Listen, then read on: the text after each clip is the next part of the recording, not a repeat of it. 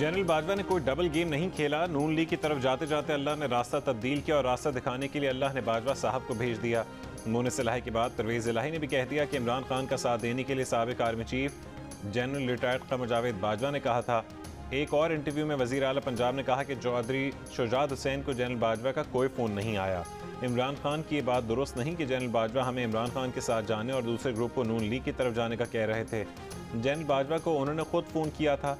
इदारे ने कहा कि इमरान खान का साथ देने का रास्ता आपके लिए बेहतर रास्ता है। परवेज़ इलाही ने कहा कि इमरान खान को किसी को मीर जाफ़र और मीर सादिक नहीं कहना चाहिए था। जब कोई आदमी आपको मुश्किल वक्त में सपोर्ट करे तो उसके बारे में ऐसा नहीं कहना चाहिए। अब इस्टेब्लिशमेंट से रास्ते खुल रहे हैं, जिसमें सदर आरिफ अलवी ने अहम किरदार अदा किया है। इस्टेब्लिशमेंट गैर सियासी है और उसने तय किया है कि सब सियासी खिलाड़ियों को खुला मैदान दिया जाएगा। वफाकी और सूबाई हुकूमतों को काम के लिए वक्त चाहिए। इलेक्शन 4 महीने से पहले तो हो ही नहीं सकते। अगले साल अक्टूबर के बाद भी इलेक्शन में ताख़ीर हो सकती है।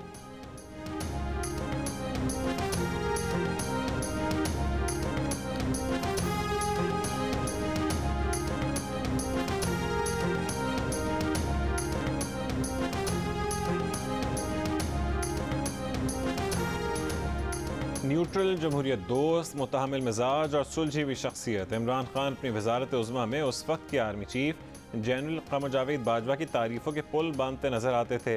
कभी दाद देते तो कभी खैराज तहसीन पेश करते थे। उनकी फ़हम फ़रासत और कायदाना सलाहियतों का दम भरते नहीं थकते थे। एक मौके पर इमरान खान ने कहा कि एक इस्टेब्लिशमेंट ज़िया की थी, एक मुशर्रफ की और एक इस्टेब्लिशमेंट जनरल बाजवा की है। जनरल बाजवा पाकिस्तान की जमहूरियत के साथ खड़े हैं।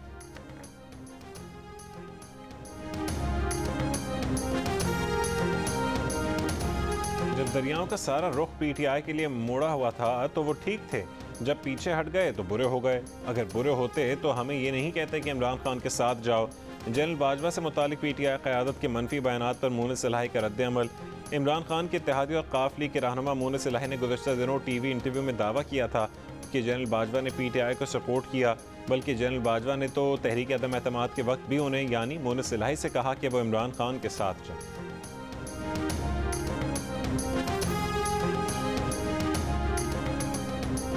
इमरान खान ने साबिक आर्मी चीफ जनरल बाजवा पर डबल गेम का इल्ज़ाम लगा दिया।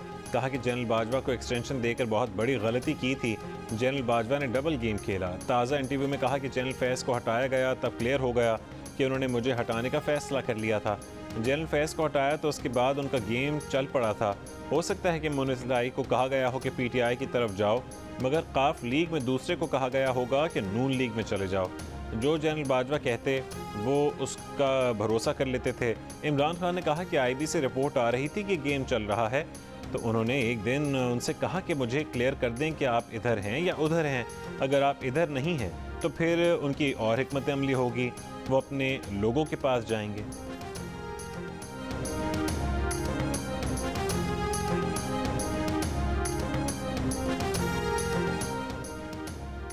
मुल्क में क़ब्ल अज़ वक्त इंतख़ाबात करवाने की ज़रूरत नहीं। वज़ीर ख़ारजा बिलावल भुट्टो ज़रदारी का गैर मुल्की मीडिया को इंटरव्यू। कहा कि इमरान खान का क़ब्ल अज़ वक्त इंतख़ाबात का मुतालबा एक सियासी एजेंडा है।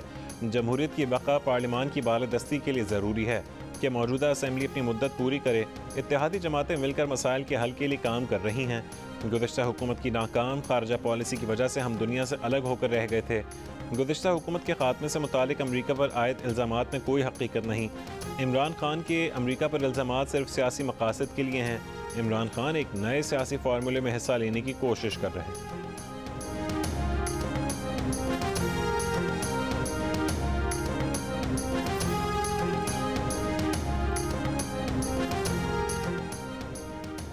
इमरान खान के कौल व फ़ील में तज़ाद है, उन्हें शर्म आनी चाहिए। सीनियर रहनुमा नून लीग शाहिद खाकान अब्बासी के प्रोग्राम जिरगा में गुफ्तगू। कहा चेयरमैन नैब इमरान खान के दफ्तर में बैठा होता था।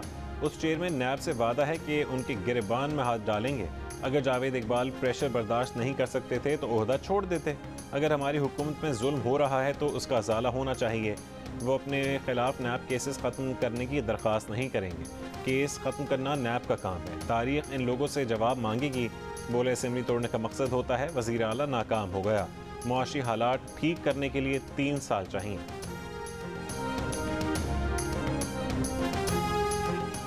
उस्मान बुज़दार को बतौर वज़ीर आला मुक़र्रर करने के हवाले से जनरल फैज़ और जहांगीर तरीन ने बताया था वज़ीर आला पंजाब परवेज़ इलाही का इंकशाफ, कहा कि उस्मान बुज़दार की वजह से हमारे 4 साल ज़ाया हो गए। जनरल फैज़ पंजाब की एडमिनिस्ट्रेशन से मुतालिक उनकी कुछ बातें मान लेते तो हमारे 4 साल ज़ाया ना होते। जनरल फैज़ का मामला अजीब तरह का था जिसका इख्तिताम उनकी रिटायरमेंट पर हुआ। बुज़दार जैसे लोगों को वज़ीर आला बनाने से सूबा नहीं चलता। उस्मान बुज़दार की वजह से PTI और इत्तेहादियों को भी नुकसान हुआ। बुज़दार के मामलात पर बाज़ दफ़ा तो बड़ी कोफ्त होती थी। रेस्क्यू 1122 को भी बुज़दार ने बर्बाद कर दिया।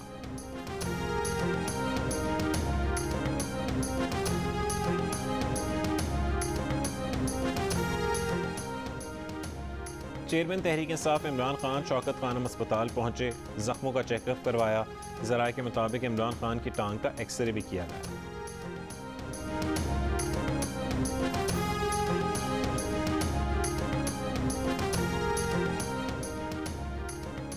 वज़ीर आज़म शहबाज शरीफ ने कहा है कि इमरान खान का हालिया बयान पार्लिमानी जमहूरियत के खिलाफ हमलों के सिलसिले में ताज़ा तरीन है। उनकी सियासत का मकसद अपने इक़्तिदार के लिए रास्ता बनाना है, चाहे इसके लिए मुल्क की बुनियादें ही कमज़ोर हो जाए।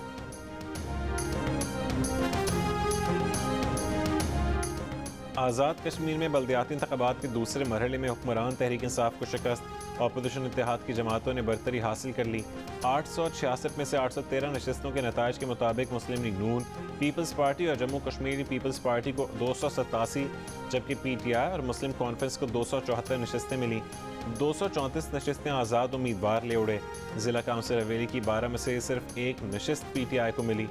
7 नशस्तों पर नून लीग और 4 पर पीपल्स पार्टी कामयाब। हवेली के वार्ड्स में पीपल्स पार्टी सबसे आगे। ज़िला काउंसिल पूंछ में भी अपोजिशन जमातें कामयाब। PTI 29 में से सिर्फ 6 नशस्तें जीत सकी। ज़िला काउंसिल बाग में PTI और उसकी इत्तेहादी जमात मुस्लिम कॉन्फ्रेंस को बरतरी। म्यूनसिपल कॉरपोरेशन और टाउन कमेटी बाग में भी PTI कामयाब। ज़िला सदनती में PTI ने मैदान मार लिया। रावला कोट म्यूनसिपल कमेटी में अपोजिशन इत्तेहाद अपना मेयर लाएगा। वज़ीर आज़म आज़ाद कश्मीर के मुआविन खुसूसी राजा शुजात और तर्जुमा वज़ीर आज़म तौसीफ़ अब्बासी धीर कोट में अपनी अपनी यूनियन काउंसिलों में शिकस्त खा गए।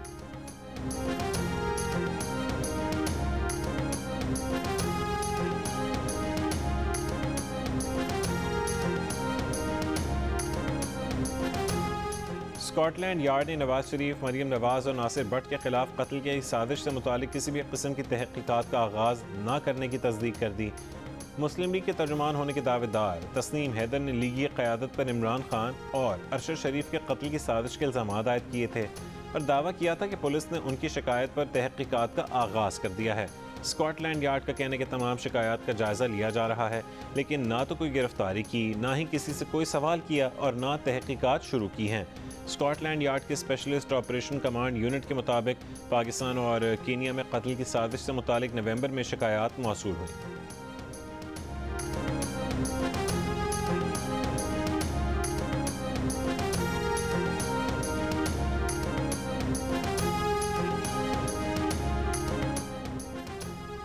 एक्सटेंशन देना गलती थी तो दोबारा एक्सटेंशन देने की पेशकश क्यों की? वफाकी वजीर ख्वाजा साद रफीक का इमरान खान से सवाल।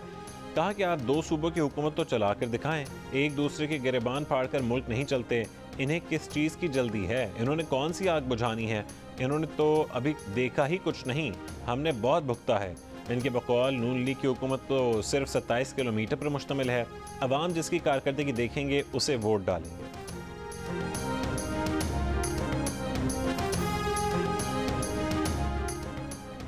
साबिक वज़ीर आज़म यूसुफ रज़ा गिलानी का कहना है कि इमरान खान को गलत फहमी है कि अगर इलेक्शन हुए तो उन्हें 2/3 अक्सरियत मिलेगी। नाम लिए बगैर परवेज़ इलाही पर तनकीद करते हुए बोले, जो वज़ीर आला एक FIR दर्ज नहीं करवा सका वो असेंबली क्या तोड़ेगा? जब इमरान खान ने इलेक्शन करवाने का हमारा मुतालबा नहीं माना था तो हम कैसे माने? अगर वो बात करना चाह रहे हैं तो गैर मशरूत तौर पर बैठें। असेंबलियाँ तोड़ेंगे तो सिर्फ 2 सूबों में ही इलेक्शन होंगे। उनका बयानिया एक्सपोज हो चुका है। अब वो अपने केसेस के बायस खौफजदा हैं, इसलिए इलेक्शन चाहते हैं।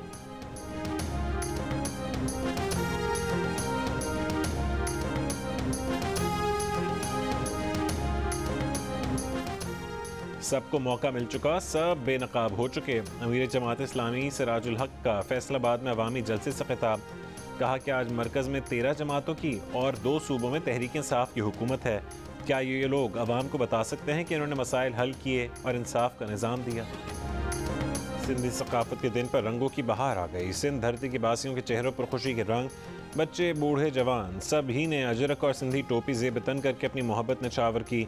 कराची, हैदराबाद, लाड़काना, जामशोरो और खैरपुर समेत सूबे के शहरों और देहात में तक़रीबात के इनक़ाद, लोकगीतों की धुनों पर नौजवानों और बच्चों का रक़्स, स्कूल कॉलेजेस में बच्चों ने टैबलोस पेश किए, सिंध की सकाफत के हसीन रंग उजागर किए। पन्नू आकिल में अजरक रैली निकाल कर सैलाब मुतासरीन से इजहार यकजहती किया गया।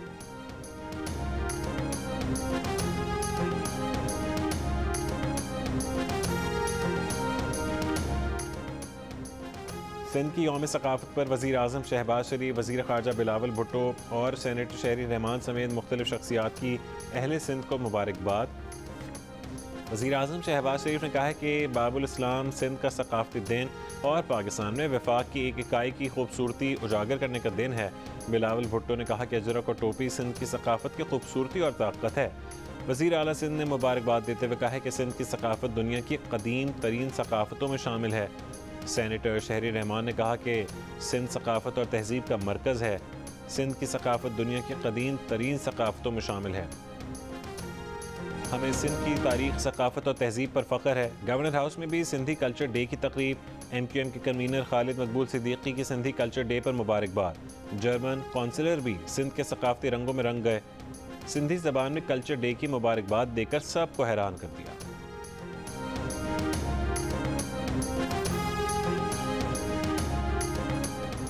सिंध सूफियों की सरजमीन है, अफसोस जरदारी माफिया के जुल्म सितम में मुब्तला है। सिंध अपनी अजमत और आज़ादी के लिए दोबारा जालिम के खिलाफ उठेगा। चेयरमैन PTI इमरान खान का सिंध की यौम सकाफत पर मुबारकबाद का पैगाम, कहा सिंध की शानदार सकाफत और रिवायात का जश्न मना रहे हैं।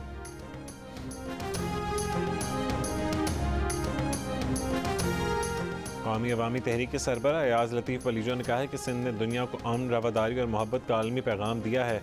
सिंध के लोग जराइम और करप्शन से निजात चाहते हैं। सिंध कल्चर डे पर कराची प्रेस क्लब पर जलसा आम से खिताब, कहा रवादारी और बर्दाश्त के बगैर कोई मुआशरा तरक्की नहीं कर सकता। गवर्नर हाउस में भी सिंध की सकाफत के रंग बिखर गए। गवर्नर सिंध कामरान टिसोरी भी रक्स करते शुरका में शामिल हो गए।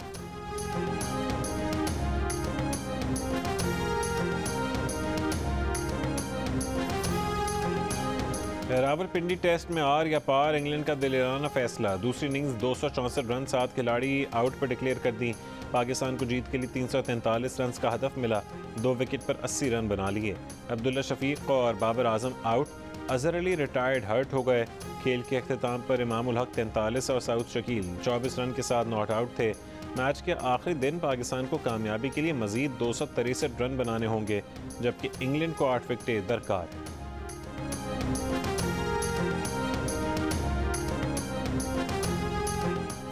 साबिक army chief general retired Qamar Javed Bajwa की पिंडी स्टेडियम आमद। साबिक आर्मी चीफ ने पाकिस्तान और इंग्लैंड के दरमियान टेस्ट मैच देखा।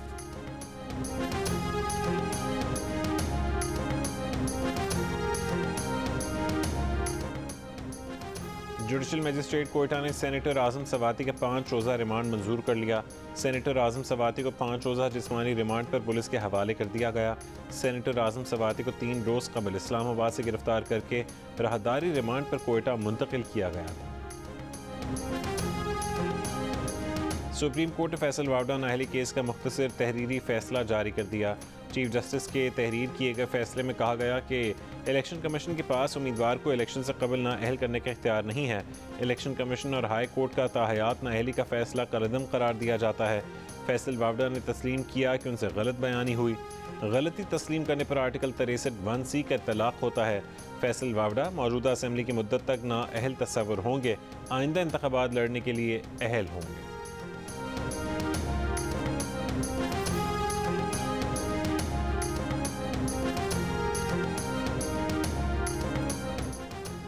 साबिक सेनेटर मुस्तफ़ा नवाज खोखर ने हुकूमती मुआशी टीम को आड़े हाथों ले लिया।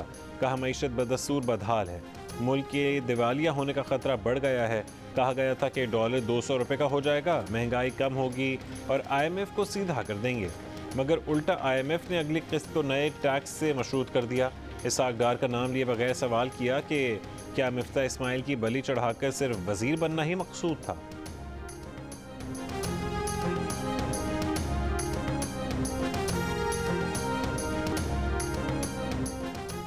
जमात इस्लामी और खिदमत के प्रोजेक्ट बनो काबिल के तहत IT कोर्सेज के लिए लड़कियों के टेस्ट का इनकार।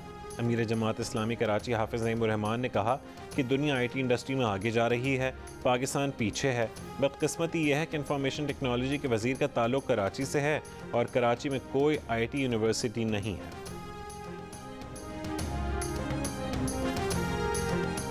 जियो और जंग ग्रुप के सदर इमरान असलम के सोएम में सहाफ़ी और मुख्तलिफ शोबों से ताल्लुक़ रखने वाली शख्सियात की शिरकत। इमरान असलम कुछ अर्सा अलालत के बाद इंतकाल कर गए थे। उनकी उम्र 70 बरस थी। शानदार सहाफ़ती करियर के हामिल इमरान असलम जियो को लॉन्च करने वाली टीम का हिस्सा थे। जियो सुपर और जियो एंटरटेनमेंट भी उनकी रहनुमाई में लॉन्च हुए। वो पाकिस्तान के मुमताज़ अखबार द न्यूज़ के बानी मेंबर भी रहे। इमरान असलम ने 60 से ज़्यादा कामयाब ड्रामे लिखे जो स्टेज और TV की जीनत बने।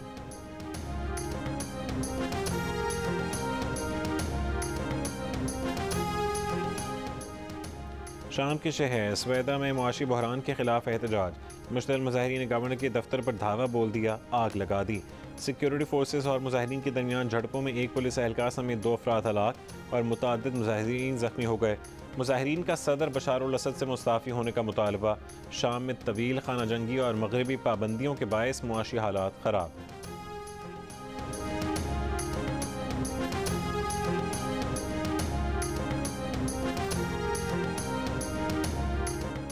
ईरान ने अखलाकी पुलिस फोर्स गश्त इरशाद को ख़त्म कर दिया। ईरानी अटॉर्नी जनरल मोहम्मद जाफर मुंतज़िरी के मुताबिक फ़ोर्स का अदलिया से कोई ताल्लुक़ नहीं है। ईरानी अदलिया और पार्लियामेंट ख़वातीन के सर ढांपने के कानून में मुमकिन तब्दीली पर भी गौर कर रही है। ईरान में पुलिस की हिरासत में खातून महिसा अमीनी की हलाकत के बाद से मुजाहरों का सिलसिला जारी है। 2 महीने के दौरान मुजाहरों में अब तक तकरीबन 400 अफराद हलाक हो चुके और 14,000 अफराद की गिरफ्तार किए जा चुके हैं।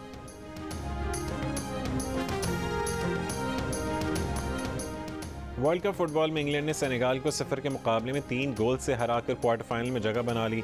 फाते टीम के हेंडरसन, हैरी केन और साका ने गोल बनाए। फ्रांस ने पोलैंड को 3-1 से शिकस्त दे दी। एम्बापे ने 2 गोल स्कोर किए। लाहौर कलंदर्स के CEO आतिफ राना कहते हैं कि नौजवानों के साथ शाना बशाना खड़े हैं। हमारी नौजवान नस्ल में टैलेंट की कोई कमी नहीं है।